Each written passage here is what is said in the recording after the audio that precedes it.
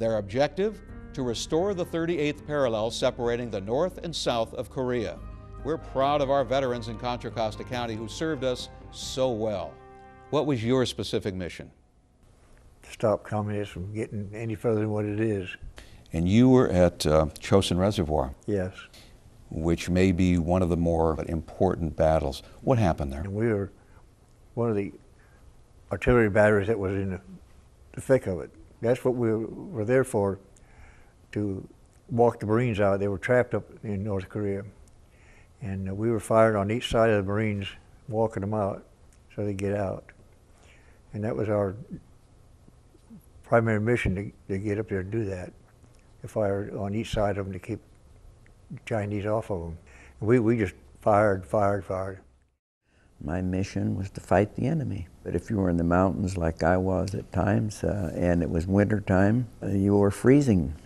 And in most areas, if you were trying to dig a hole, you couldn't dig because the ground was froze to 36 inches deep. Rifles would freeze up, all kinds of things would happen. That's how cold it was, way below zero, with high winds blowing up there in the mountains at times, and snowfall. It was a bad time to be there. The infantry was running out of riflemen. No matter what outfit you're in, if it's not an infantry outfit, you can transfer into an infantry outfit. I transferred from my outfit into my brother's outfit, and I stayed with him even though I wasn't supposed to. Under the Sullivan Act, we were not supposed to be in the same combat outfit. The Stars and Stripes, which was a newspaper, and one of the guys over on the other side of the hill, he commenced to tell the Stars and Stripes that they had a pair of brothers over there. And so it took about, I would say, a month before that got back to division, and so they called me up and said, "You're going home."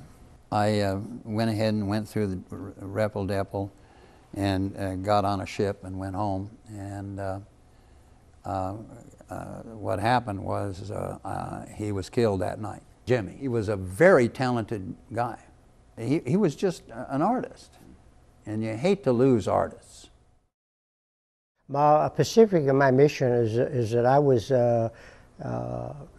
and most of my duty was aboard the USS Haven, the hospital ship, and we received many casualties. At one time, that really struck me is that we had a lot of casualties coming in. And these helicopters would come in and land on that flight deck.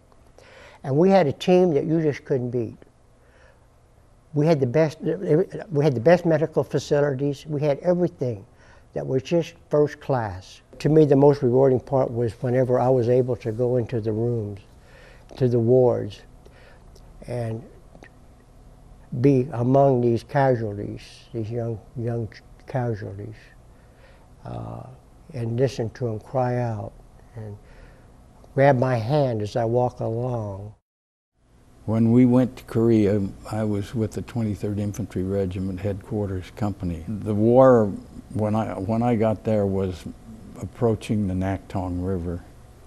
When the Chinese struck, we were given the mission of holding the main line for people to evacuate. And then when it was our turn to come out, why, the Chinese had established a roadblock. They were sitting on the high hills on both sides. My division was pretty well torn up.